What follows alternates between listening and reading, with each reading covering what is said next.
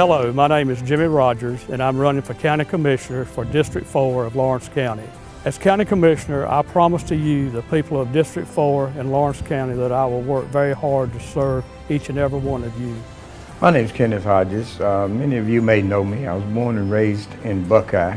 I'm here today just to show my support for Mr. Rogers for County Commissioner from the 4th District. Jimmy Rogers is a man of the people. That is, if you need him as a commissioner, all you got to do is pick up the phone. He's there willing and ready to serve the people, not only of District 4, but the people of Lawrence County. But he seems to be the kind of person that will get in and work with the other commissioners and see that the county business is taken care of in a timely and efficient manner. I just ask for your prayers, your support, and your vote, and may God bless you. Thank you.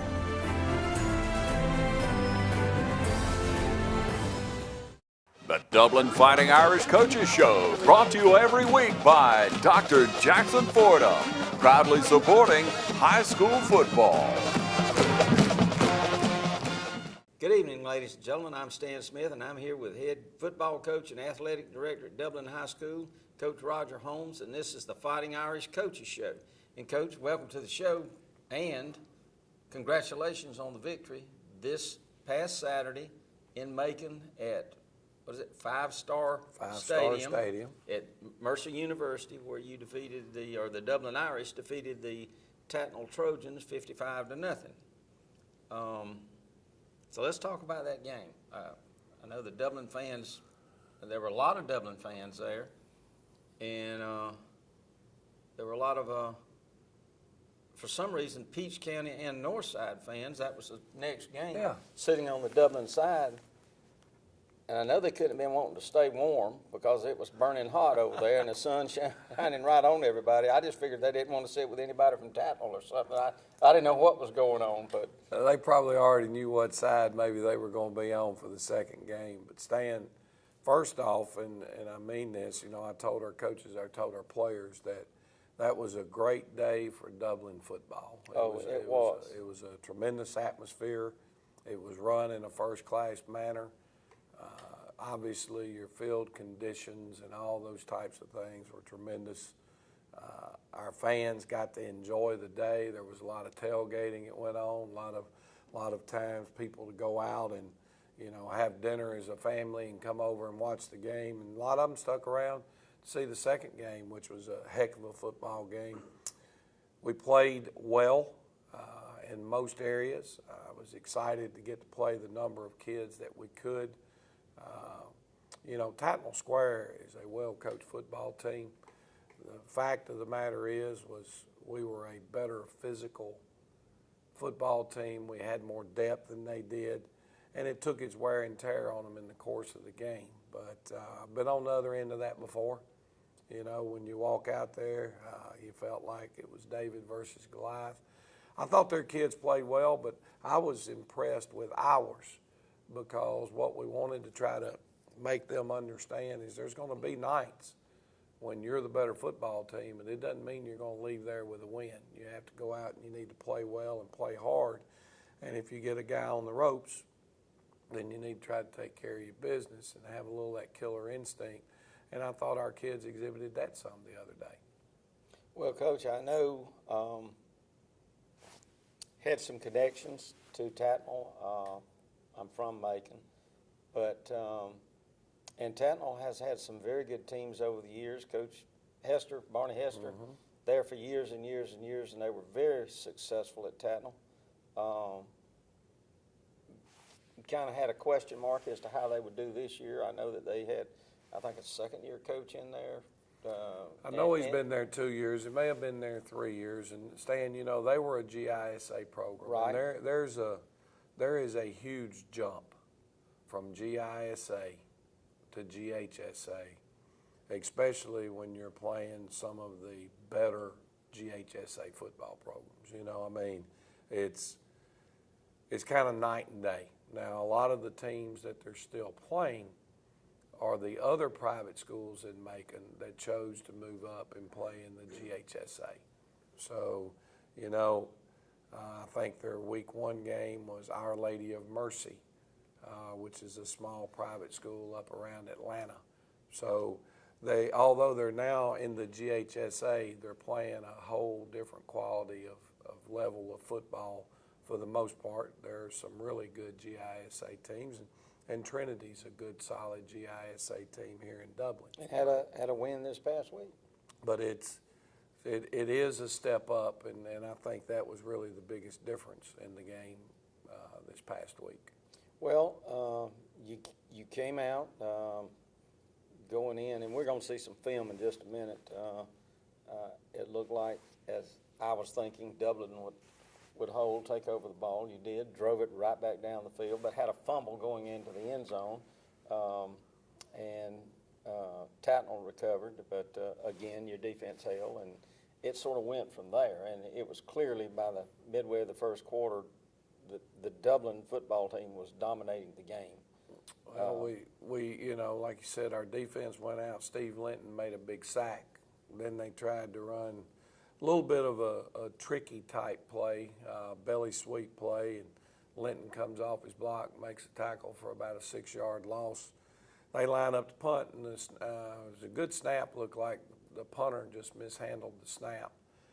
We ended up, Romello Height scooped and scored.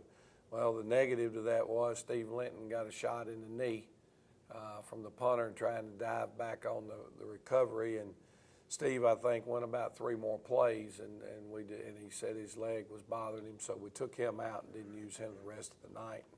Hopefully he'll be healthy and able to play this week. But, we fumbled the dadgum thing right there on the 1-yard line. And you look at the film, it wasn't necessarily careless play on our part. Although Jermaine Cooley had the fumble, he told me yesterday, he said, well, Coach, I didn't have both arms over the ball till I cleared the linebacker level. That's one of those, fundamental things that we try to coach our kids, and he had one hand on it, and the young man that made the tackle put his helmet and face mask right on the ball. Right on the ball. That's what it looked like. And it was right there, and it came out, and they recovered it. But from that point on, we didn't make many mistakes offensively. Now, we made enough mistakes again in the kicking game to get us beat. When we're playing in a tight, close game, we missed an extra point. We roughed a punter again. We had 3 kickoffs go out of bounds, which you don't need to do that because you're giving the ball on the 35-yard line. So we need to do a better job with that. So all in all, though, defensive line, I think, dominated again. Jaquez Evans led our team in tackles this week. I think he was in on 10, 8 solos and 2 assists. And then Marcus Adams had a really good game. I think you got to tip your hat to our offensive line. We had somewhere in the neighborhood of 570 yards total offense on only 30 plays. So they opened up some nice holes, and the backs were able to do their job when they got them.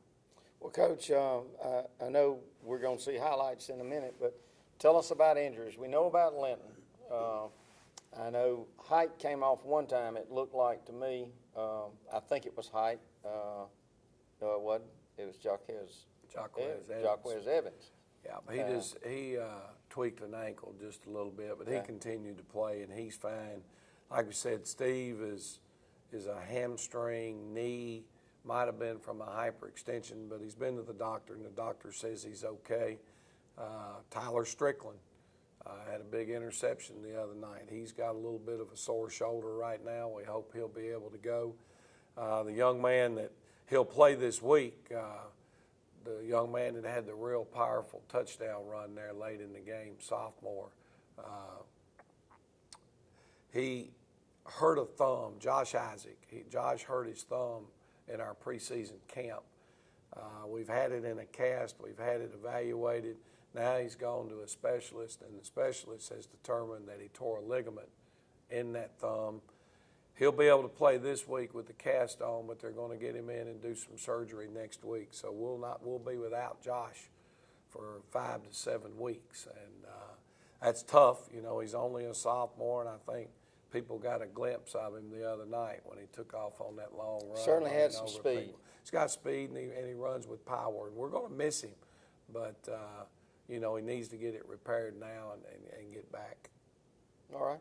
Well, let's take a break. And, Coach, why don't we go watch a few of the highlights from this past Saturday's game, and then we'll come back and talk about the region and the upcoming game this Friday night in Swainsboro. Sounds great. And we'll be right back. Allen's Heating and Air is your licensed Amana equipment dealer. Trust Allen's Heating and Air to install and service your heating and air conditioning unit. Allen services all brands. With the purchase of a new Amana unit, you get a lifetime warranty on the compressor. Allen's Heating and Air. Call Sean Clark or any of his friendly staff at Allen's Heating and Air. Amana Heating and Air Conditioners. Lasts and lasts and lasts. The City of Dublin's Natural Gas Department is offering a $1,000 rebate on the purchase of a natural gas, stove, furnace and tank or tankless water heater for new construction homes or if you're remodeling your home. Individual rebates include natural gas tankless, up to $400 rebate and free gas service installation. Natural gas tank, free 40-gallon or $200 rebate on other sizes, free gas service installation. Natural gas furnace, $200 rebate. Natural gas stove, $100 rebate. Natural gas dryer, $100 rebate. Natural gas grill, $100 rebate. Natural gas logs, $100 rebate. Maximum yearly rebate? No maximum. Save now. Save later. Call the City of Dublin Natural Gas at 277-5048. There's always one team that will come through. Dublin Chevrolet! From our Chevy Cruze to our Silverado, we've got what it takes to score. Dublin Chevrolet, the only dealer you'll ever need. I couldn't have said that better myself. Coach, why don't you take over from here and let's talk about the highlights. Well, I think this is their opening series of the game, and if you look up top, here's Steve Linton, and for whatever reason, they busted a protection and they didn't touch him, and that doesn't ever end well for an opposing quarterback on a pass. But it's how we obviously recovered the fumble and got set up here. Khalil White got the fumble. Khalil also had a sack in the game. There's a play we talked about there. I guess maybe this was still in the first drive, but again, Steve Linton's lined up at the defensive end, and they tried to fool him with an inside fake and go outside, and Steve was there to make the play. And then this again, here's their opening punt. You can see the snapper puts a good snap out there. The punter just drops the snap. Tyler Strickland's coming off the edge. He's able to take the punter out, which he should do, but there's where Linton got a shot in the knee and didn't play a lot after that. But there's Romello Height scoring his first touchdown as a Dublin Irish football player. Great way to get the game started. So that was our first score. We're running our patented play in the wing tee. This is the buck sweep. You see both guards get outside. Didn't do a great job on their block there, but Cortavius Mitchell had the speed to outrun them on the boundary, and I think Cortavius was named by some group up there as the player of the game in this one. We had a little trouble there with their safeties. You see this safety up top running downhill, getting in line, and involving the run game. And, you know, basically we felt like that if we set them up with a play action, that our receiver could run by because their safeties were so involved in the run game. And that's Rodriguez Martin hitting Tyler Strickland on a nice touchdown pass. And that kind of got us off and rolling from the offensive standpoint. Back on the defensive side, this is Khalil White as our D tackle right here getting the sack. Now Jermaine Cooley coming off the edge. Puts a little pressure on the quarterback and forced him up inside. We did a good job of handling him in that spot. So big sack for Khalil. He now leads our D tackles in sacks with 2. We're at a 2nd and 1 here on the 1-yard line. We get in a power I. We want to run power football, and there's Cortavius Mitchell with his 2nd touchdown of the game. Just on what we call a regular ice play. Back to a defensive clip. This is Jermaine Cooley playing Sam linebacker for us. He's reading his keys. He sees the sweep. Fits right off the down block by their wing back, real tight like we want. Does a great job, makes a tackle in the backfield on a tackle for loss. Next clip is Zion Kemp, a junior running back who's a backup running back for us. Here's a great job by both of our guards. You see them out front. You're going to have the front side guard kicking out, back side guards looking in for the linebacker, and there's the crease that Zion needed to get him off and running, and he turned this one into a 70-yard touchdown run. It was when Zion has really good speed, and he got out in the open. They didn't have a chance to catch him.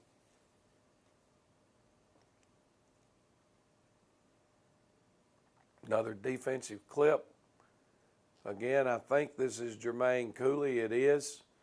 He reads his keys again. He did a great job. Remember the first time there, Stan, he went outside our defensive end. Right. This time the defensive end is not blocking down. He's blocking our end. And now it opens the door for Cooley to fit through the inside gap. And he did another great job and had another tackle for loss right there.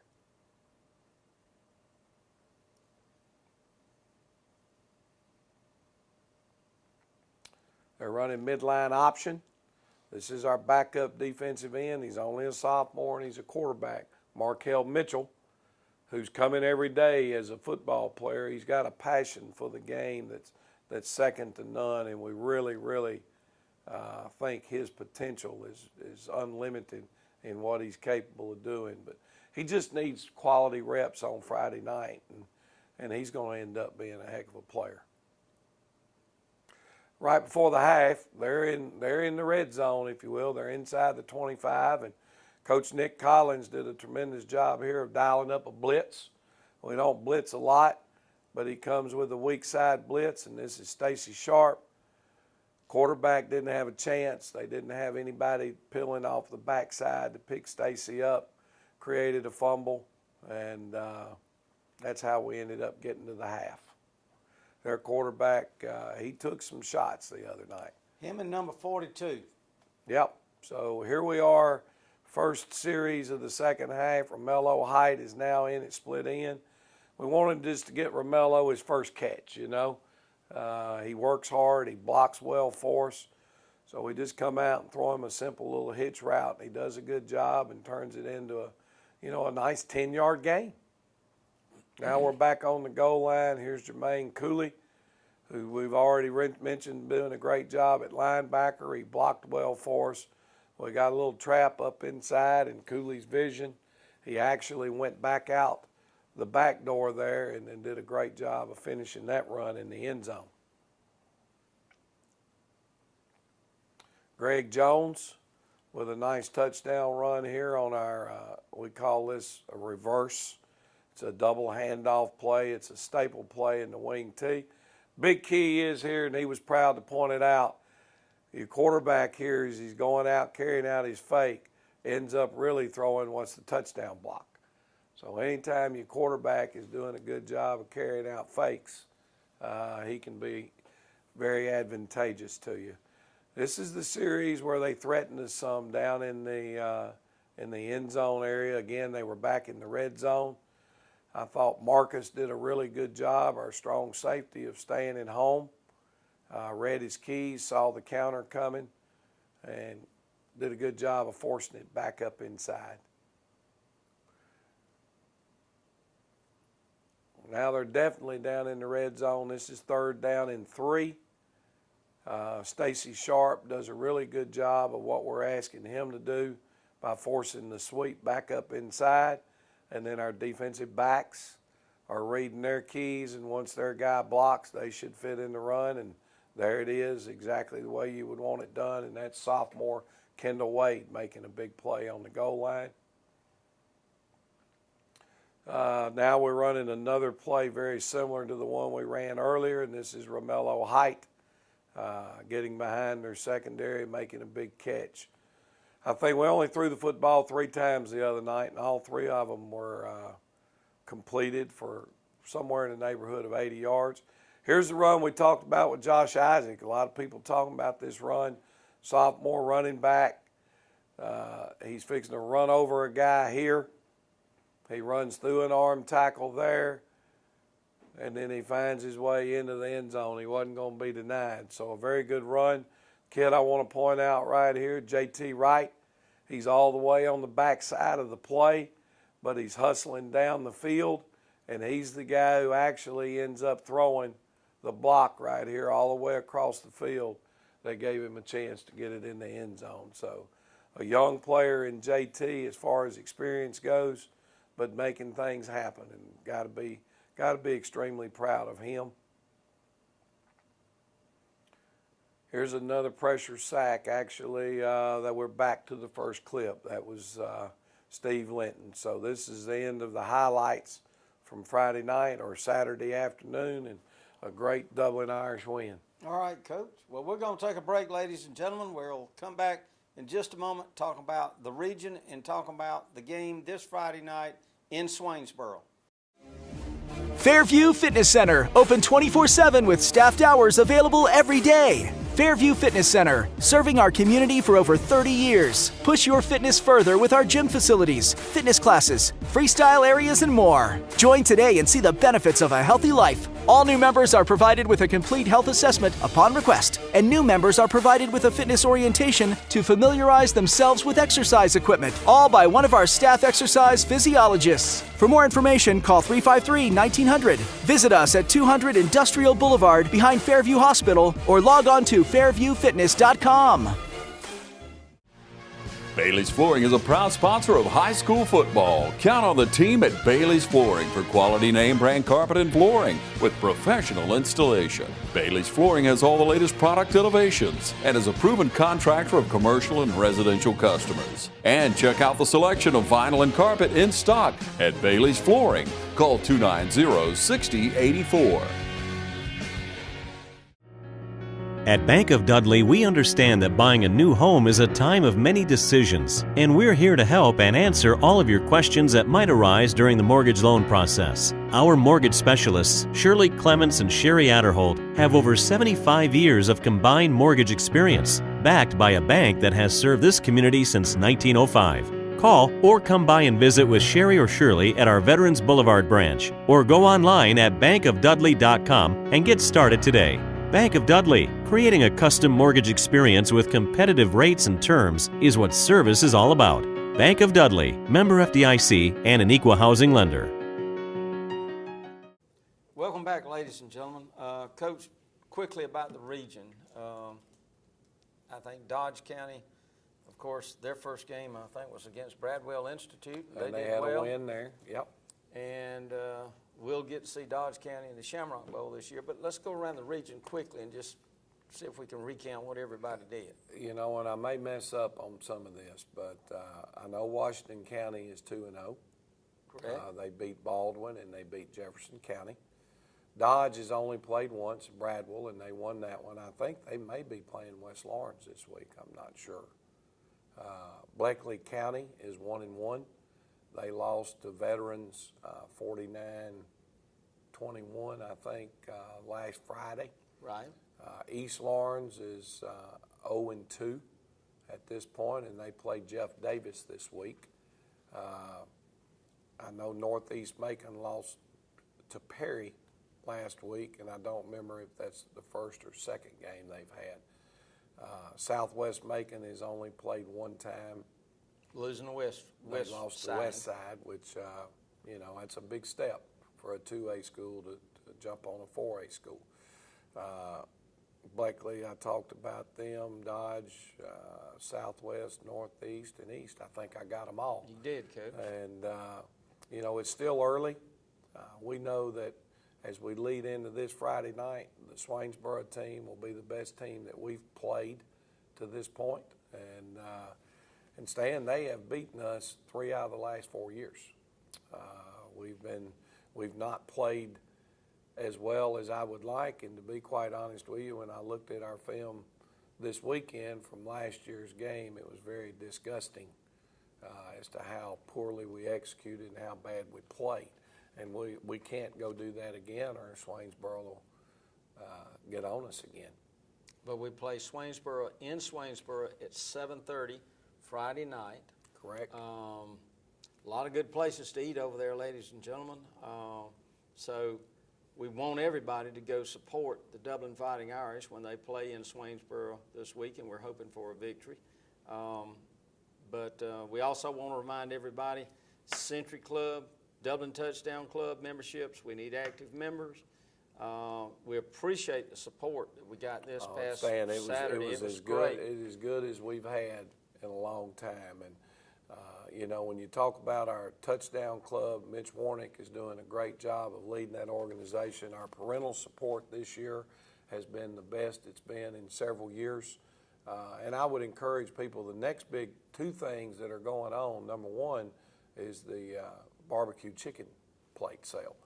Our people have done a great job with that. And folks, if you're out there listening, if you'll contact Mitch Warnick, or if you want to leave a number on my cell or on my office phone, which is 353-8031, for somebody to contact you.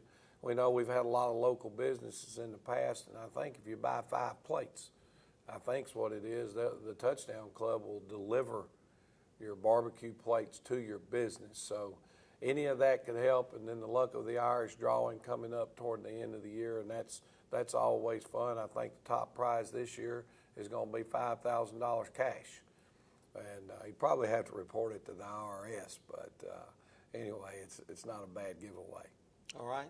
Now the chicken, the barbecue chicken, when is it coming up, Coach? I'm pretty sure the barbecue chicken plate is going to be on next Friday. That's what I thought. Yeah, next Friday. So we're trying to scramble to get that off the ground exactly where it needs to be.